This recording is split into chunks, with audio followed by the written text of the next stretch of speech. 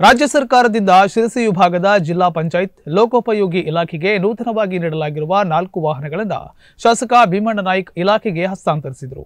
ಸೋಮವಾರ ಲೋಕೋಪಯೋಗಿ ಇಲಾಖೆಯ ಕಾರ್ಯನಿರ್ವಾಹಕ ಅಭಿಯಂತರ ಕಚೇರಿ ಎದುರು ನಡೆದ ಸರಳ ಕಾರ್ಯಕ್ರಮದಲ್ಲಿ ವಾಹನಗಳಿಗೆ ಸ್ವತಃ ತಾವೇ ಪೂಜೆ ಮಾಡುವ ಮೂಲಕ ಹಸಿರು ನಿಶಾನೆ ತೋರಿಸಿ ಶಾಸಕರು ವಾಹನಕ್ಕೆ ಚಾಲನೆ ನೀಡಿದರು.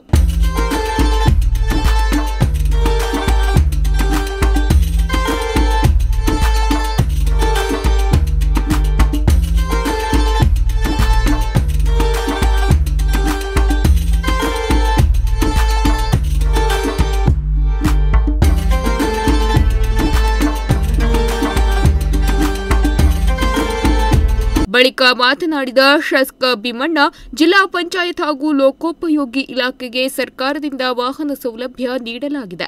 ಅದೇ ರೀತಿ ಅನುದಾನವನ್ನು ಸಹ ಸಾಕಷ್ಟು ನೀಡಲಾಗುತ್ತಿದೆ.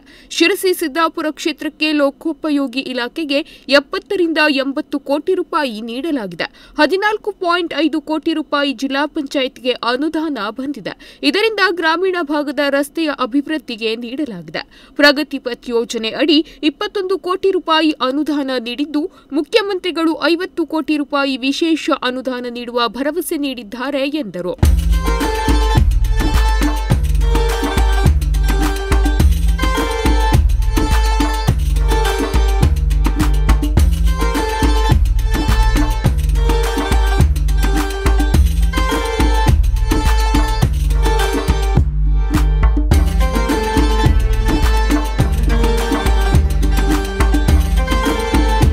ವಿರೋಧ ಪಕ್ಷಗಳು ಖಜಾನೆ ಆಗಿಲ್ಲ ಎಂಬ ಅಪಪ್ರಚಾರ ಮಾಡುತ್ತಿದ್ದಾರೆ.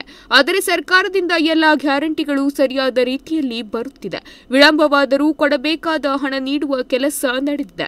ಗ್ರಾಮ ಪಂಚಾಯಿತಿ ಒಂದಕ್ಕೆ ಅಂದಾಜು 40 ಲಕ್ಷ ಗ್ಯಾರಂಟಿಯಿಂದ ಫಲಾನುಭವಿಗಳಿಗೆ ಬರುತ್ತಿದೆ ಎಂದ ಅವರು, ಜಿಎಸ್ಟಿ ನೀಡುವಲ್ಲಿ ದೇಶದಲ್ಲೇ ರಾಜ್ಯ 2ನೇ ಸ್ಥಾನದಲ್ಲಿದೆ. ಆದರೆ ಕೇಂದ್ರಕ್ಕೆ ಹೋದ ಹಣ ಸರಿಯಾದ ಪ್ರಮಾಣದಲ್ಲಿ ರಾಜ್ಯಕ್ಕೆ ಬರುತ್ತಿಲ್ಲ. ಆದರೂ ಸಹ ಅದನ್ನು ಲೆಕ್ಕಿಸದೆ ನುಡಿದಂತೆ ನಡೆಯುತ್ತಿದ್ದೇವೆ. ರಾಜ್ಯದ ಹಣಕಾಸು ಸ್ಥಿತಿ ಭದ್ರವಾಗಿ ನಡೆಯುತ್ತಿದೆ ಎಂದರು.